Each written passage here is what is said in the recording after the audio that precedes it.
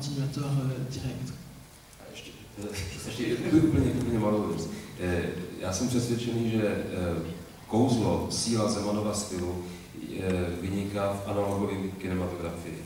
Že v digitální kinematografii s možnostmi digitální postprodukce by ten úvah zdaleka nebyl tak intenzivní, jako je v tom analogu. Et encore une remarque, je crois que tout le charme des films de Zeman vient du fait que ce sont des films tournés en analogue. Aujourd'hui, à une époque de post-production digitale, etc., on perd énormément de ce charme. Dans la fin de sa carrière, Zeman est revenu à une animation, on va dire, qui ne mêlait plus l'image réelle, notamment une animation en papier découpé. J'ai vu que dans le catalogue, vous évoquiez des raisons d'ordre économique. Est-ce que, effectivement, après donc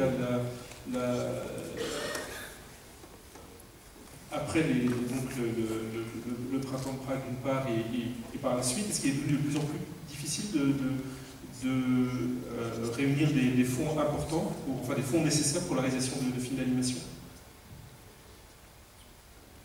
Et puis peut-être aujourd'hui... Je regarde voilà. les voisins. Moi j'aurais des théories.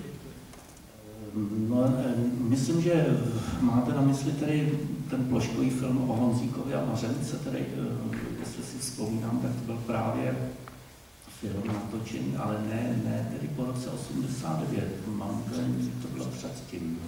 A tím pádem se to netýkalo ekonomických podmínek. Samozřejmě ekonomika je jako další téma, který bychom teď mohli rozvinout, ale co se týče teda toho Zemana, tak myslím, že je to takhle. C'est un peu paradoxal, ce sont des films tournés avant 89, donc a priori il aurait pu bénéficier de budgets importants, tout aussi importants que pour ses films précédents, c'est vrai que c'est assez surprenant. Moi j'aurais peut-être des hypothèses à avancer à ce sujet parce que c'est une question qui m'a beaucoup interpellé.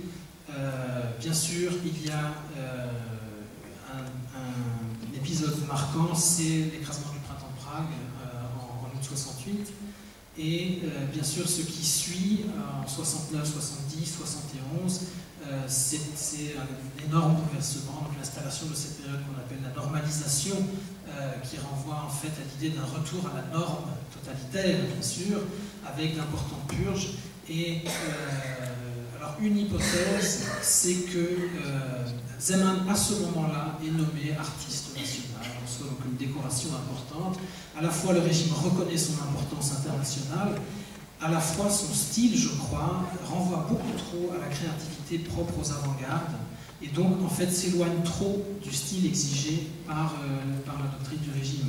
Et ces trois derniers longs métrages, sachant que le Sinbad à l'origine est composé de courts, en fait, pour moi, renvoie à une espèce de tentative de Zeman de continuer à tourner des films, et sans renoncer à ses expérimentations, puisque ce sont des films en papier découpé, mais dans lesquels il reprend certaines de ses trouvailles, il filme à travers du verre plissé, par exemple, ou fait des superpositions de prise de vue d'eau sur les images qu'il tourne avec ses personnages découpés.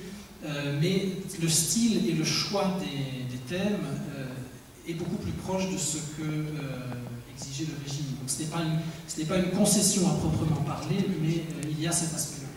Et une autre hypothèse, c'est que tout au long des années 60, les films de Zeman, qui sont tous absolument géniaux, tendent quand même à se répéter un tout petit peu. Ce sont les mêmes techniques qui sont développées, qui sont... on cherche à avoir du point de vue des thèmes, il y a des variations. Mais si on regarde son dernier film de cette période, le dernier film tourné de cette manière-là, sur la comète, pour moi c'est un peu une espèce d'énumération de tout ce qu'il a réussi à inventer. On y retrouve des dinosaures, comme dans Voyage à la préhistoire, on y retrouve Jules Verne, on y retrouve une espèce de récapitulation de tout ce qu'il a inventé. Et je me demande, alors qu'au moment où il sort sur la comète, Zeman dit qu'il veut faire une trilogie adapté de Jules Verne. Je me demande si lui-même ne s'est pas trouvé sur une espèce de carrefour. Comment faire pour continuer encore dans cette voie-là? Mais ce sont des hypothèses. Vous évoquez des dates charnières, donc l'écrasement du printemps de Prague, 1989, donc avec la chute du mur. On évoquait tout à l'heure cette situation finalement assez paradoxale qui est que pendant le régime communiste, il y a eu des moyens pour le cinéma d'animation qui effectivement s'est peut-être trouvé moins sur la sellette de la censure que le cinéma en image réelle. Et est-ce que paradoxalement depuis 89, il est plus difficile, au moins économiquement, de faire des films d'animation? Je m'adresse plus particulièrement peut-être à M. Arta sur cette question-là. No, samozřejmě ta produkce před rokem 89 byla rozdělena jednak na produkci pro děti, což byla taková ta večerníčkovská tvorba, a jednak na takzvané festivalové filmy, které mohly jít až mohly teda oslovit dospělé publikum. A to byla vlastně i strategie tehdejšího krátkého filmu, vlastně se nějak jako prezentovat směrem do zahraničí a obsadit festivaly tímto druhem filmů. Oui, alors avant 1989, nous avions une situation qui était la suivante, à la fois les studios de production avec l'encouragement, l'autorisation, en tous les cas du régime, produisaient des films destinés très clairement pour les enfants. Il y avait à l'époque, qui existe jusqu'à ce jour d'ailleurs, une émission télévisée qui s'appelle Večerníček, qu'on pourrait traduire très librement par Conte du soir, et pour lequel qu'il fallait alimenter, pour lequel on produisait des séries de films d'animation pour enfants. Donc ça c'est une chose, des films qui étaient à l'origine destinés peut-être plus pour le marché domestique ou le marché local, même si certains, comme la petite Taube, bien sûr, dépassaient ce marché-là.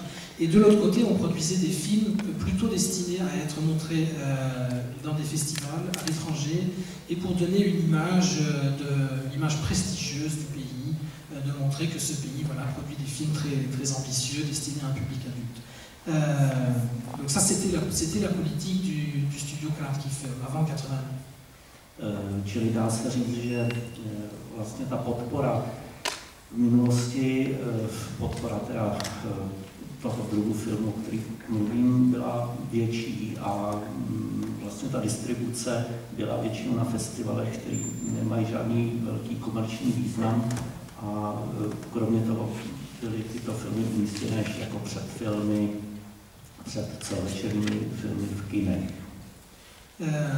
Donc voilà, il y avait donc un grand soutien financier, un grand soutien de moyens, y compris dans la distribution de ces films à l'étranger, dans des festivals où les projections de ces films ne rapportaient pas forcément, c'était vraiment une question de prestige. Voilà. No, situace se samozřejmě teď změnila. Máme, řekl bych, větší svobodu, nemáme samozřejmě žádnou cenzuru, ale filmy už musí být jako adresné, musí se vlastně dělat s ohledem na diváka, to znamená teda především pro dětského diváka. A tento druh filmu, který dělali moji kolegové a já, už není tak snadné zrealizovat, protože samozřejmě producenti vyžadují návratnost, finanční návratnost, kterou do toho vloží, a to se ne často tak jako daří. Alors bien sûr, après 89, les choses changent radicalement parce que, alors il va de soi que nous sommes libres dans nos choix de thème, de style, etc. Il n'y a plus de contraintes idéologiques, bien sûr, mais en même temps, la nouvelle contrainte qui s'installe, c'est une contrainte de retour financier. Un producteur veut donc que ces films soient primairement destinés aux enfants, pour qu'il y ait bien sûr une possibilité d'un retour le plus grand possible. Et les films comme ceux que j'ai réalisés ou d'autres de mes collègues ne rentrent pas complètement dans cette catégorie. tak jsem kdysi si vzpomínám, když jsem dokončil Krysaře, tak mi ředitel našeho studia tenkrát, doktor Václavek, říkal: Barta, udělejte nějaký pěkný, barevný, loutkový film. Tak tenkrát jsem se tomu bránil, no a dnes musím říct, že asi měl pravdu, nebo měl by asi dneska pravdu. Je me souviens quand j'ai terminé le Klissage, le joueur de flûte d'Amelin, le directeur de Kalki Film de l'époque, M. Václavek, m'a dit écoutez Martin, c'est très bien votre film, mais pour votre prochain film, faites un film, un beau film en couleur, avec des marionnettes jolies. Bon, ça paraissait une absurdité à l'époque. Aujourd'hui, il m'apparaît comme une évidence qu'il aurait, dans notre contexte d'aujourd'hui, absolument raison. Est-ce que c'est les Contes du Grenier, c'est une façon finalement de jouer avec cette nouvelle contrainte qui est effectivement celle de à la fois répondre à une attente du producteur de toucher un jeune public, mais quand même pour vous de faire le film que vous avez envie de faire, c'est-à-dire de tenir de façon sous-jacente le propos qui vous intéresse. Est-ce que c'est une autre façon de contrôler cette nouvelle contrainte?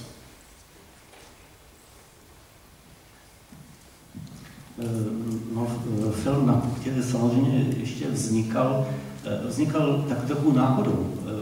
Ten scénář byl napsán už mnohem dříve a vlastně 7 let jsme čekali s kolegou scénáristou Edgarem Dudkou na producenta, až vlastně úplnou náhodou někde v taxíku potkal pana Schmidmayera, který projevil zájem natočit loutkový film a dohodli jsme se tedy, že film vznikne právě s tímhle námětem.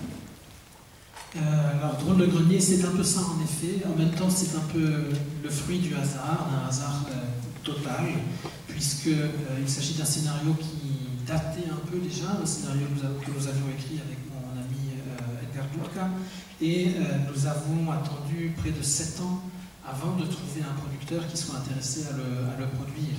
Et encore une fois, complètement par hasard, Edgar Dudka, dans un taxi, a rencontré un producteur, Schmidmayer, qui lui a dit que voilà, ça l'intéresserait de produire un film de marionnettes animées.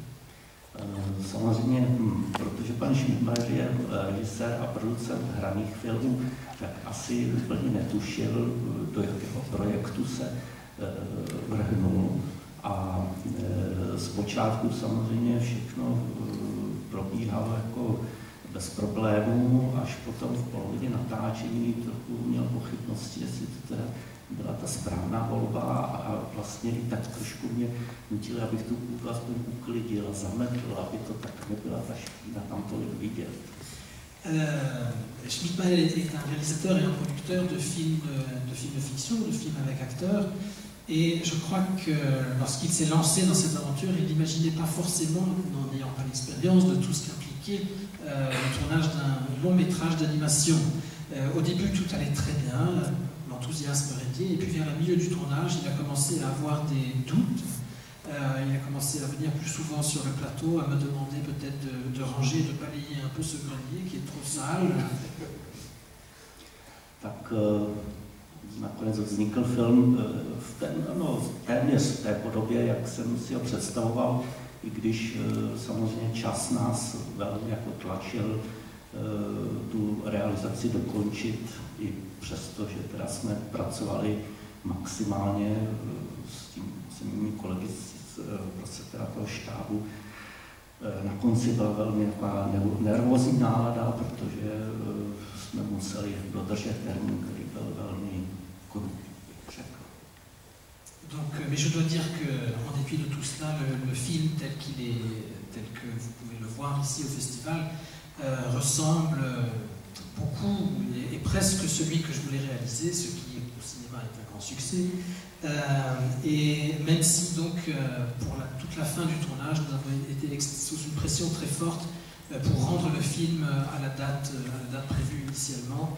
Donc il y avait une très grande nervosité à la fin, mais voilà, je crois que le résultat est satisfaisant. Je vous invite en tout cas à le voir ou à le revoir dans le cadre de cette rétrospective avec l'ensemble des films qui sont présentés.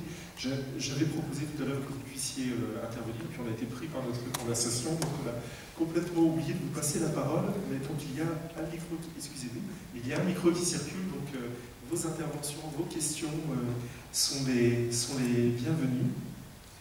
Y a-t-il des interventions dans la salle ?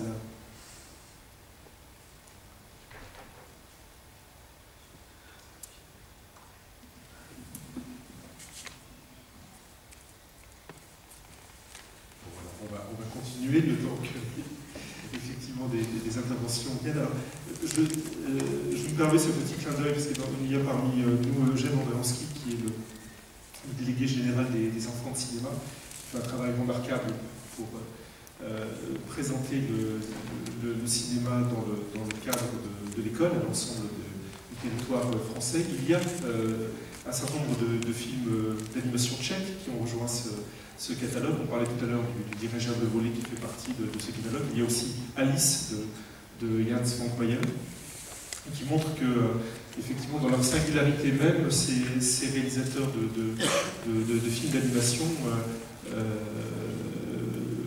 réalisent en fait du grand cinéma en tant que tel et peuvent effectivement s'adresser à des enfants sans que ça soit je vais dire une sous-catégorie ni du cinéma ni du public dont il est question.